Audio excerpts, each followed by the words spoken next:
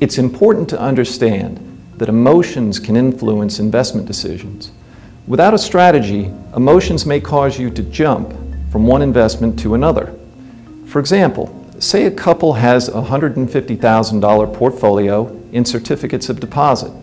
As the CD reaches maturity, they decide to take $100,000 and divide it between 3 growth stocks, looking for higher potential return, but perhaps not understanding the higher risk involved with stock-related investments.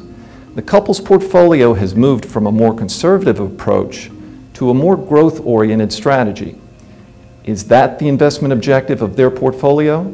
Did they need to consider investments with higher potential returns?